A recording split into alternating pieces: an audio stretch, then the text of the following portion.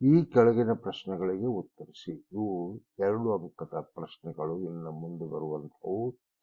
11ನೇ ಪ್ರಶ್ನೆ, ಗೋಪುರದ ಪಾದದಿಂದ 30 ಮೀಟರ್ ದೂರದ ನೆಲದ ಮೇಲಿನ ಒಂದು ಬಿಂದುವಿನಿಂದ ಗೋಪುರದ ತುದಿಯನ್ನು ನೋಡಿದಾಗ ಉಂಟಾಗುವ ಉನ್ನತ ಕೋನವು 30 ಅಂಶ ಆದರೆ ಗೋಪುರದ ಎತ್ತರವನ್ನು ಕಂಡುಹಿಡಿಯಿರಿ ಎನ್ನುವಂತಹ ಪ್ರಶ್ನೆ.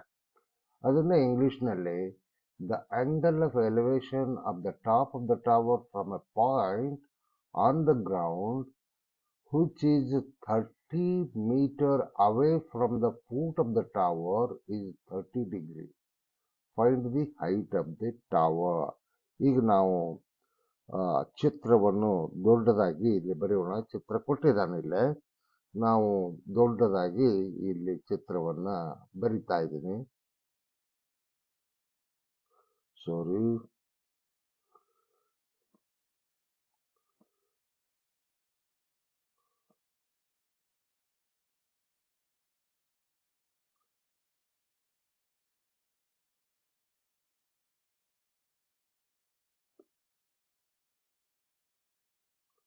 ಆಮೇಲೆ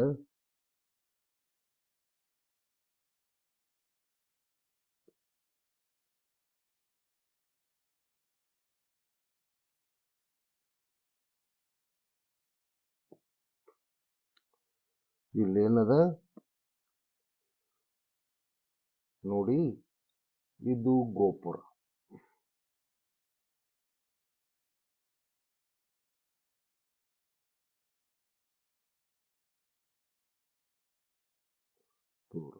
ಯಾವುದು?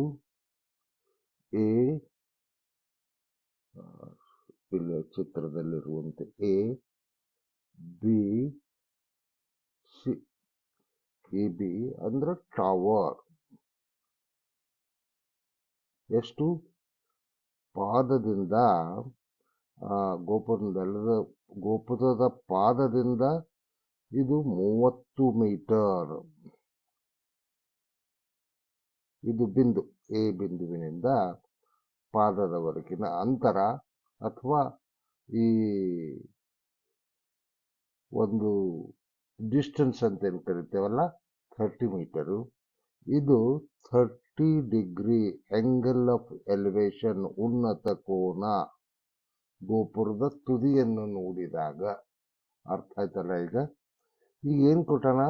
ಗೋಪುರದ ಎ ಬಿ ಈಕ್ವಲ್ ಟು ಪಾದದಿಂದ ದೂರ 30 ಮೀಟರ್. ಹೌದಾ? ಆಮೇಲೆ angle B A C equal to 30 degree ಕೊಟ್ಟಣ. ಆಮೇಲೆ ನಾವೇನು ಕಂಡುಹಿಡಬೇಕು? ಗೋಪುರದ ಎತ್ತರ ಬಿ ಸಿ ಈಕ್ವಲ್ ಟು ಎಷ್ಟು. ಇಲ್ಲೇ ನೋಡಿ, ಇಲ್ಲೇ tan 30 ಉಪಯೋಗ ಮಾಡಬೇಕಾಗತ್ತೆ. ಯಾಕಂದ್ರೆ ನಾವು ವಿರುದ್ಧ ಬದಿಯ ಕೋನದ ವಿರುದ್ಧ ಬದಿಯ ಅಳತೆಯನ್ನು ಕಂಡುಹಿಡಿಯಬಹುದು. ವಿರುದ್ಧ ಬದಿ ಯಾವುದು? ಗೋಪುರ. ಹೌದಾ? ಹಾಗಾದ್ರೆ tan 30 ಈಕ್ವಲ್ ಟು ವಿರುದ್ಧ ಬದಿ B C by A B equal to ಎಷ್ಟಾಯ್ತು? ಬಿ ಸಿ ಅಂತಂದ್ರೆ ಅದನ್ನೇ ನಾವು ಕಂಡು ಹಿಡಿಬೇಕಾಗೈತೆ. A B 30. ಹೌದಾ? ಆದ್ದರಿಂದ tan 30 ಈಕ್ವಲ್ ಟು 1/√3. ಹೌದಿಲ್ಲೋ? ಈಸ್ ಈಕ್ವಲ್ ಟು ಎಷ್ಟು? B C by 30. ಯಾಕಂದ್ರೆ tan 30 ಈಕ್ವಲ್ ಟು 1/√3. ಹೌದಾ? 1/√3. ಹಾಗಾದ್ರೆ ಬಿ ಸಿ ಈಕ್ವಲ್ ಟು ಎಷ್ಟು? B C equal to 30 into 1/√3. ಹೌದಾ? ಈಗ ನೋಡಿ, ನಾನು ಈ ತರ ಬರೀತೀನಿ. 3 ಇಂಟು 10 ಅಂತ ಬರ್ಕೊತೀನಿ, ಡಿವೈಡೆಡ್ ಬೈ √3 ಅಂತ ಬರ್ಕೊತೀನಿ.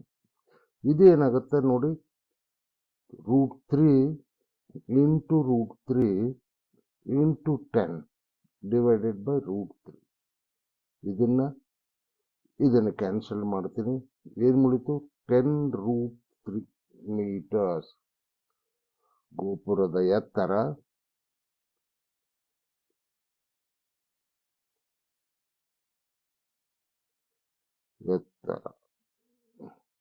equal to BC equal to 10√3 metre. ಅರ್ಥ ಆಯ್ತಲ್ಲ ಈಗ? ಓಕೆ, 10√3 ಆಯ್ತು. ಆಮೇಲೆ ಇನ್ನು 12ನೇ ಲೆಕ್ಕ. ಓಕೆ, 12ನೇ ಲೆಕ್ಕ ಏನದ್ ನೋಡಿ. ಸಮತಟ್ಟಾದ ನೆಲದ ಮೇಲಿರುವ ಒಂದು ನೇರ ಕಟ್ಟಡ. ಸಮತಟ್ಟಾದ ನೆಲದ ಮೇಲಿರುವ ಒಂದು ನೇರ ಕಟ್ಟಡದ ತುದಿಗೆ ಅದೇ ನೆಲದಲ್ಲಿ ಕಟ್ಟಡದ ಬುಡದಿಂದ 9√3 ಮೀಟರ್ ದೂರದಲ್ಲಿರುವ ಒಂದು ಬಿಂದುವಿನಲ್ಲಿ ಉಂಟಾಗುವ ಉನ್ನತ ಕೋನವು 60 ಡಿಗ್ರಿ ಅಂದ್ರೆ 60 ಅಂಶದ ಕೋನ ಆಗಿದೆ. ಕಟ್ಟಡದ ಎತ್ತರವು. ಈ ಪ್ರಶ್ನೆಯು ಸಹ ಪ್ರಶ್ನೆ 11ರಂತೆ ಇದೆ. ಇಲ್ಲಿ ಅಲ್ಲಿ tan 30 ಅದ, ಇಲ್ಲಿ 60 ಅದ. ಇದನ್ನ ನಾವು ಹಿಂದಿನಂತೆ ಈಗ ಬಿಡಿಸಿ ತೋರಿಸ್ತಾ ಇದ್ದೇನೆ. The angle of elevation of the top of a vertical tower on a level ground from a point at a distance of 9√3 metre from its foot on the same ground is a 60 degree. ಹೌದಾ? Find the height of the tower ಅಂತ ಪ್ರಶ್ನೆ. Okay, ಈಗ ನೋಡಿ tower ನಾ ಹಿಂದೆ ಹೇಳಿದೆ ನಿಮಗೆ tower. Okay, ಆಮೇಲೆ ಈ ಟವರ್ಗೆ 60 ಡಿಗ್ರಿ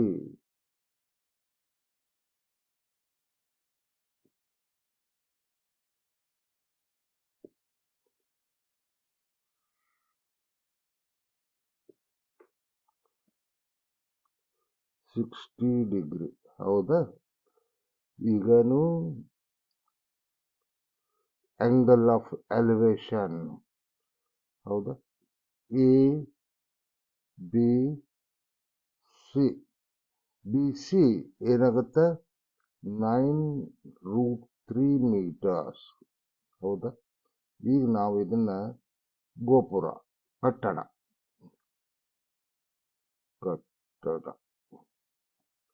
ಇದು ಎ ಬಿ ಕಂಡು ಹಿಡಿಬೇಕಾಗೈತೆ. ಈಗ ಕೊಟ್ಟಂತಹ ಸಂಗತಿ ಏನು? ಇಲ್ಲಿ BC is equal to 9√3 meter and ಯಾವುದು angle ACB angle of elevation 60 degree and we have to find out AB. ಹೌದಿಲ್ಲ? ಈಗ ಮತ್ತೆ ಅದೇ ರೀತಿ ನಾನು ಹೇಳಿದ್ದೇನಲ್ಲ ಹಿಂದಿನಂತೆ ಪ್ರಶ್ನೆ 12ರಂತೆ tan 60 ಡಿಗ್ರಿ ಈಕ್ವಲ್ ಟು ಏನು? tan 60 degree equal to AB by BC. ಹೌದಾ? that equal to AB by 9√3. tan 60 ಏನಪ್ಪ? √3 ಅಲ್ಲ? ಹಾಗಾದ್ರೆ ಏನಾಯ್ತು? AB equal to √3 into 9√3. ಹೌದಾ? ಈಕ್ವಲ್ ಟು ನಾ ಹೀಗೆ ಬರಿತೀನಿ, √3 into √3 into 9. √3 into √3 √3 whole square into 9 ಅಂದ್ರೆ 3 into 9 equal to 27. ಆದ್ದರಿಂದ ಕಟ್ಟಡದ ಎತ್ತರ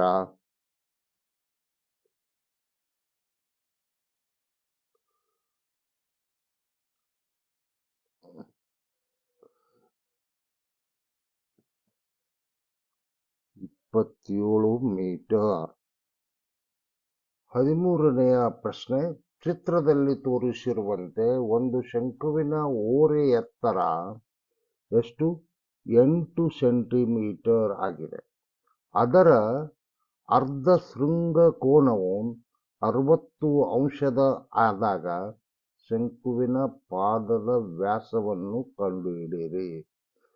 ಇಲ್ಲಿ ಆ ಶಂಕುವಿನ ಆಕೃತಿಯನ್ನ ನಾವು ಕಣ್ಣೆದುರಿಗೆ ತರಬೇಕಾಗತ್ತ. ನಂತರ ಈ ಪ್ರಶ್ನೆಗೆ ಉತ್ತರಿಸಬೇಕು. Find the diameter of a circular base of a right circular cone whose slant height is 8 centimeter and vertex angle is 60 degree. ಇಲ್ಲಿ ಚಿತ್ರ ಈ ತರ ಕೊಟ್ಟಿದ್ದಾನ. ನಾನು ಅದನ್ನ ಮತ್ತೊಂದು ರೀತಿಯಿಂದ ಇಲ್ಲಿ ಪ್ರಸ್ತುತಪಡಿಸ್ತಾ ಇದ್ದೀನಿ.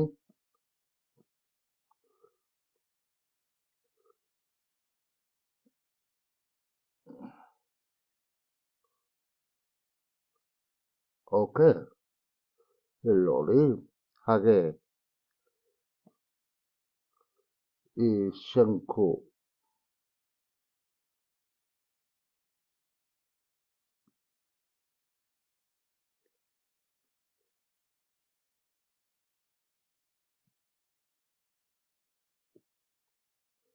ಈ ತರ ಬರಿತಾ ಇದ್ದೀನಿ.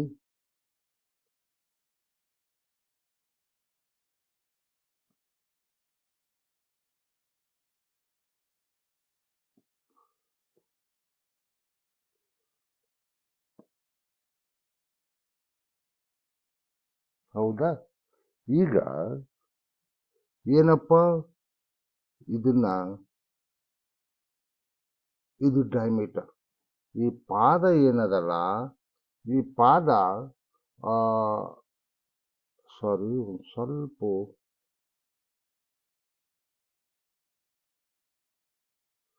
ಓಕೆ,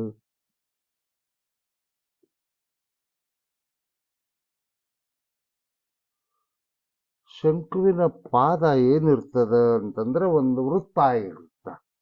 ಹೌದಾ? ಇಲ್ಲಿ ನಾವು 60 ಅಂಶದ ಕೋನ, ಹೌದು, 60 ಅಂಶದ ಕೋನ. ಈ ಶೃಂಗ ಅಂದ್ರೆ ವರ್ಟೆಕ್ಸ್ ಅಂತ ಕರಿತೇವೆ, ಶೃಂಗ ಅಂತನೂ ಕರಿತಿದ್ದೆವು. ಇದು ಸಿ ಅಂತ ಬರ್ಕೋತಿದ್ವಿ. ಇದೇ ಇದನ್ನ ತಿರುಮುರು ಮಾಡಿ ಇಟ್ಟಿದ್ದೀನಿ ಈಚೆ ಕಡೆ ಬಲಗಡೆ ಸಿ. ಆಮೇಲೆ ಏನು ಎ, ಹೌದಾ? ಇದು ಬಿ. ಈಗ ಏನದ, ಈ ಸ್ಲ್ಯಾಂಟ್ ಇದು, ಹೌದಾ? ಸ್ಲ್ಯಾಂಟ್ 8 ಸೆಂಟಿಮೀಟರ್, ಹೌದಾ? 8 ಸೆಂಟಿಮೀಟರ್ ಇದ್ದಾಗ ಇದರ ಡೈಮೀಟರ್ ಕಂಡುಹಿಡಿಯಿರಿ. ಈಗ ನೋಡಿ, ಎ ಬಿ ನಾವು ಕಂಡುಹಿಡಿದೆವು ಅಂತಂದ್ರೆ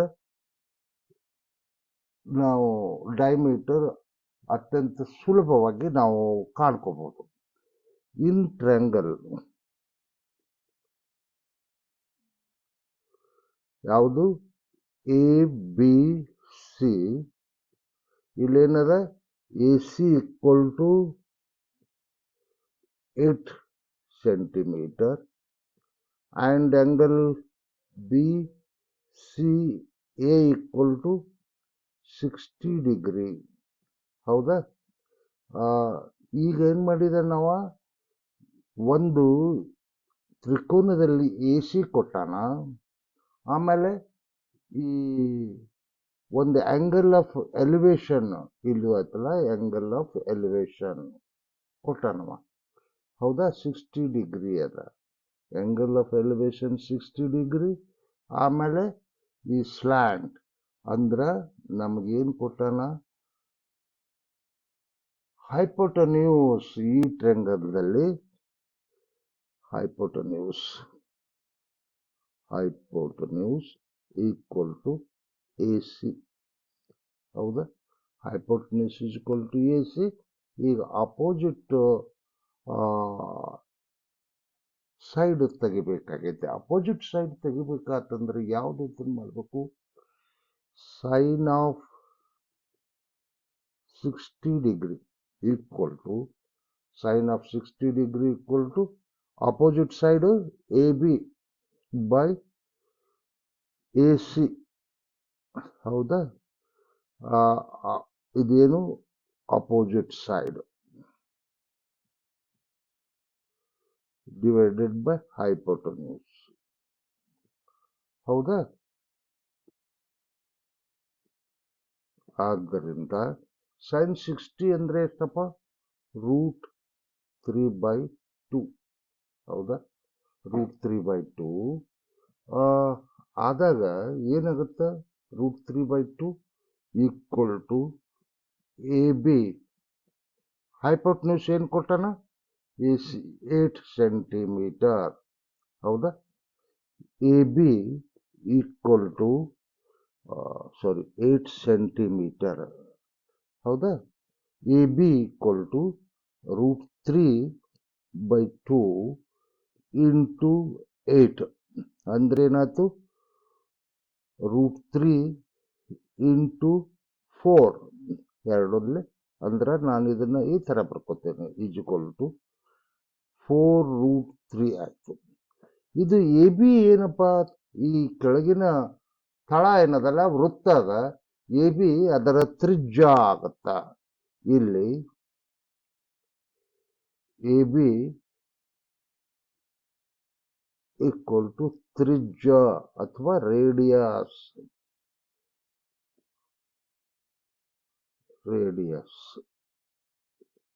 ಆದ್ದರಿಂದ ವ್ಯಾಸ ಈಕ್ವಲ್ ಟು ಅಥವಾ ಡೈಮೀಟರ್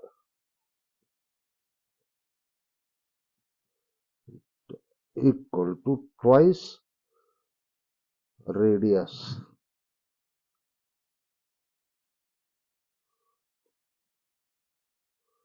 ರೇಡಿಯಸ್ ನಾವಿಲ್ಲಿ ತೆಗೆದಿದ್ದೆವು. ಯಾವುದು? ಎ ಬಿ 2 ಇಂಟು 4√3 ಅಂದ್ರೆ ಇದರ ವ್ಯಾಸ 8√3 ಆಯಿತು. ಇದು ಉತ್ತರ ಆಗುತ್ತಾ? ಓಕೆ. ಇನ್ನು ಮುಂದಿನ ಪ್ರಶ್ನೆ, ಇದು 13ನೇದ್ದಾಯ್ತು. 14ನೇ ಪ್ರಶ್ನೆ. ನೆಲದ ಮೇಲೆ ನಿಂತಿರುವ ಒಬ್ಬ ವ್ಯಕ್ತಿಯು 40√3 ಮೀಟರ್ ಎತ್ತರವಿರುವ ಒಂದು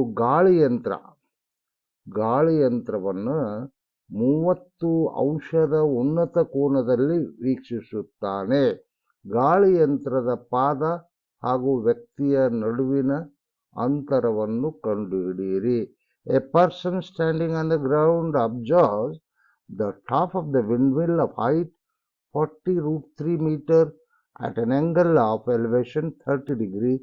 Find the distance between a person and a foot of the windmill ಅಂತ ಪ್ರಶ್ನೆ.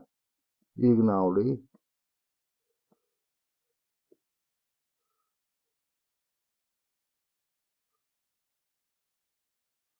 ಇದು ವಿಂಡ್ ಮಿಲ್. ಓಕೆ. ಈಗ ನಾನು ಎಷ್ಟದ ವಿಂಡ್ ಮಿಲ್ಲದ್ದು? 40, ಸಾರಿ ಆಮೇಲೆ ಬರ್ಕೋತಿದ್ದೀನಿ, 30 ಡಿಗ್ರಿ.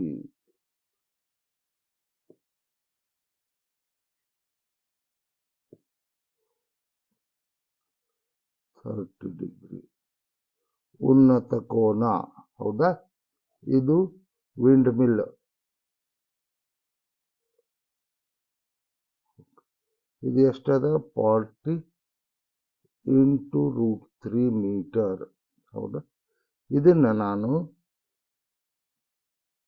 ಎ ಅಂತೀನಿ, ಬಿ ಅಂತೀನಿ, ಸಿ ಅಂತೀನಿ, ಈ ಕೋನಗಳು. ಹೌದಾ? ಈಗ ಏನು ಡಿಸ್ಟೆನ್ಸ್, ಇದನ್ನ ನಾವು ಕಂಡುಹಿಡಬೇಕು. ಈ ಫೂಟ್ ಆಫ್ ಇದು ಇಲ್ಲಿ ವ್ಯಕ್ತಿ ನಿಂತಿದ್ದಾನೆ. ಹೌದಾ? ವ್ಯಕ್ತಿ ನಿಂತಿದ್ದಾನೆ. ಸಾರಿ, ವ್ಯಕ್ತಿ ಇಲ್ಲಿ ನಿಂತಿದ್ದಾನೆ.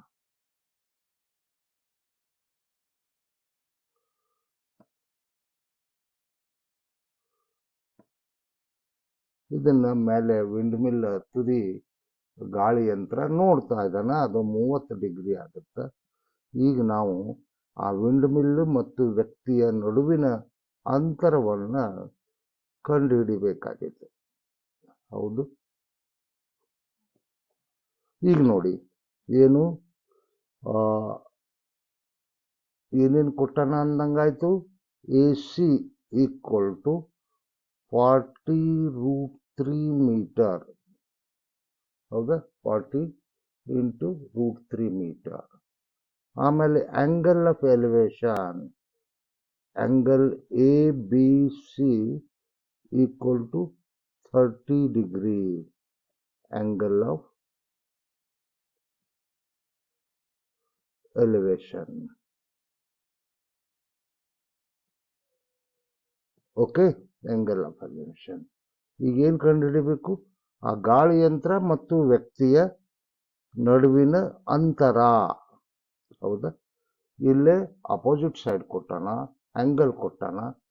ಬೇಸ್ ಕಂಡುಹಿಡಿಯಬೇಕು, ಪಾದವನ್ನು ಕಂಡುಹಿಡಿಬೇಕು. ಇಲ್ಲಿ ಯಾವ್ದು ಉಪಯೋಗ ಮಾಡಬೇಕು? tan 30 equal to opposite side AC by BC.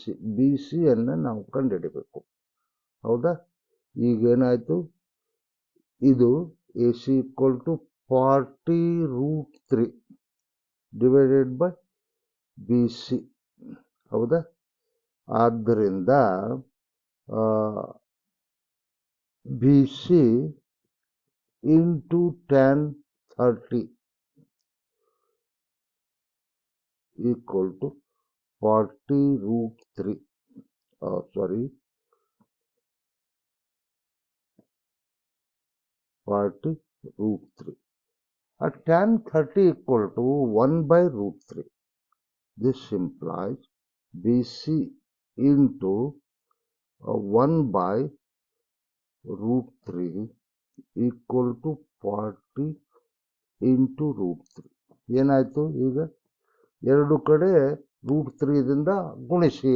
BC equal to 40 into √3 into √3 ಅಂದ್ರೆ ಏನಾಯ್ತು?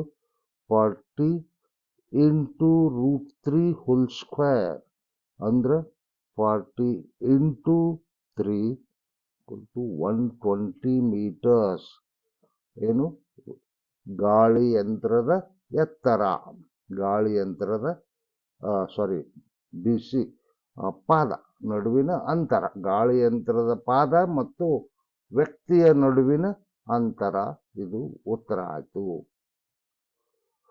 ಆಮೇಲೆ 15ನೇ ಲೆಕ್ಕ ನೋಡಿ. ಇಲ್ಲಿ 15ನೇ ಲೆಕ್ಕ ಎಷ್ಟು? 50√3 ಮೀಟರ್ ಎತ್ತರದಲ್ಲಿರುವ ಒಂದು ಕಟ್ಟಡ ಮೇಲಿನಿಂದ ನೆಲದ ಮೇಲಿರುವ ಒಂದು ವಸ್ತುವನ್ನು ನೋಡಿದಾಗ ಉಂಟಾದ ಅವನತ ಕೋನವು 60 ಅಂಶ ಆಗಿರುತ್ತದೆ. ಹಾಗಾದರೆ ಕಟ್ಟಡದ ಬುಡದಿಂದ ವಸ್ತುವಿಗೆ ಇರುವ ದೂರವನ್ನು ಕಂಡುಹಿಡಿಯಿರಿ. ಅಲ್ಲೇ 14ನೇ ಪ್ರಶ್ನೆಯಲ್ಲಿ ಉನ್ನತ ಕೋನ ಕೊಟ್ಟಿದ್ರು. ಇಲ್ಲೇ ಯಾವ ಕೋನ ಕೊಡುತ್ತಾ? ಅವನತ ಕೋನ ಕೊಡಲಾಗಿದೆ. ಅವನತ ಕೋನವನ್ನು ಕೊಟ್ಟಾಗ ಅದರ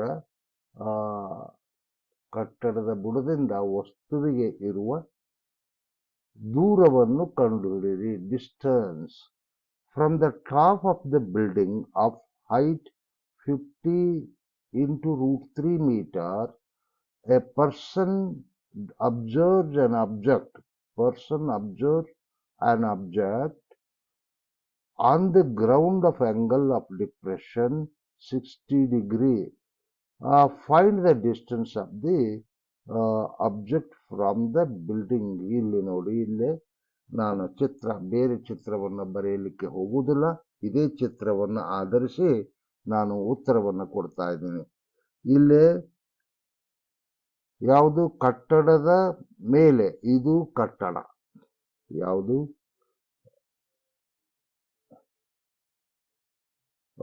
PQ ಕಟ್ಟಡ.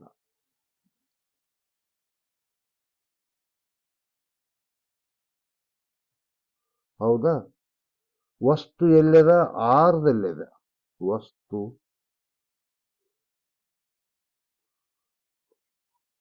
ವಸ್ತುವಿನ ಸ್ಥಳ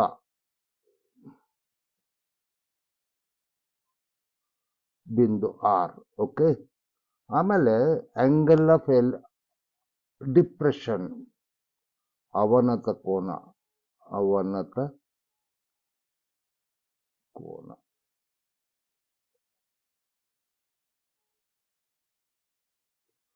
ಕೋನ 60 ಅಂಶ.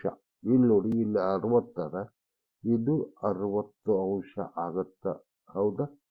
ಯಾಕಂದ್ರೆ ಇದು ಒಂದು ಪ್ಯಾರಲಲ್, ಪಿ ಎಂ ಪ್ಯಾರಲಲ್. ಯಾಕಂದ್ರೆ P M parallel to Q R. ಸಾರಿ,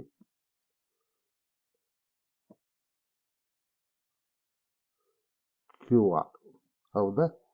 ಈಗ ನಾವು ಏನಾಯ್ತು, ಈ ವಸ್ತು ಇಲ್ಲೈತೆ, ವಸ್ತುವಿನ ಸ್ಥಳ, ವಸ್ತು ಆರದಲ್ಲಿ ಇದೆ. ಓಕೆ. ಇಲ್ಲೇ ನೋಡಿದಾಗ ನಾವು ವಸ್ತು ಮತ್ತು ಈ ಕಟ್ಟಡದ ಪಾದ, ಬುಡ ಅನ್ನೋದು, ಅದನ್ನ ನಡುವಿನ ಅಂತರವನ್ನು ಕಂಡುಹಿಡಿಯಬೇಕಾಗಿದೆ. ಈಗ P Q equal to 50 into √3. Okay. And angle ಯಾವುದಿದು? ಅವನತ ಕೋನ. Angle Q